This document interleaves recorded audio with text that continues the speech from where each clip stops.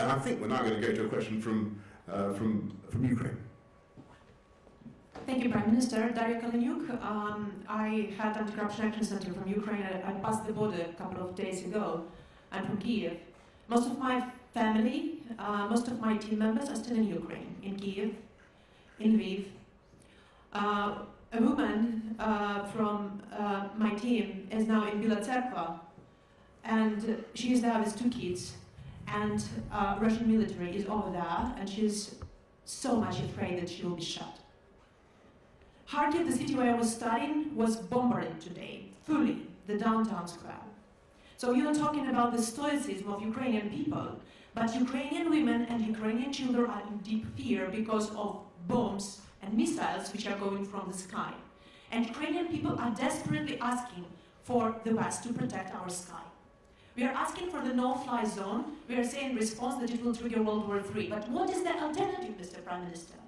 To observe how our children are, instead of planes, are protecting NATO from the missiles and bombs?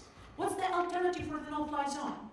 We have planes here, we have air defense system in Poland, in Romania. NATO has this air defense. At least this air defense could shield the western Ukraine, so that these children with women could come to the border. It's impossible now to cross the border. There are 30 kilometers of lines. Imagine crossing the border with a baby or with 2 children. I'm so glad that Samantha Power is coming here to the border from the Polish side. Let her come to the border from the Ukrainian side and see that. Britain guarantees our security under Budapest Memorandum, so you're coming to Poland. You're not coming to Kyiv, Prime Minister. You're not coming to Lviv because you are afraid. Because NATO is not willing to defend. Because NATO is afraid of a World War III, but it is already started. And these are Ukrainian children who are there taking the hit. You're talking about more sanctions, Prime Minister, but Roman Abramovich is not sanctioned. He's in London. His children are not in the bombardments. His children are there in London. Putin's children are in Netherlands, in Germany, in mansions. Where are all these mansions seized? I don't see that. I see that my family members, that my team members are saying that we are crying. We don't know where to run. This is what is happening, Prime Minister. Well, thank you very much for your questions, and thank you for getting here today. And I'm glad that you have been able to get here. And look, I just want to say that I'm acutely conscious that there is not enough that we can do as the UK government to help in the way that you want. And I've got to be honest about that.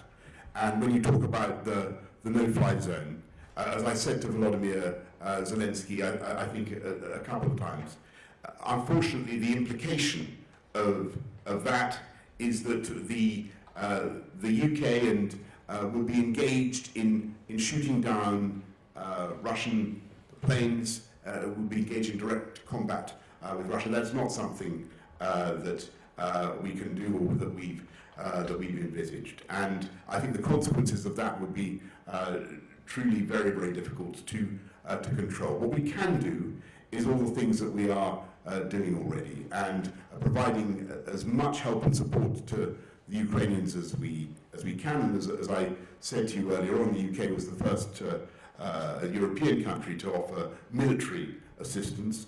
Also doing everything we can to tighten the economic noose around the Putin regime, and we were amongst the very first to put that package together.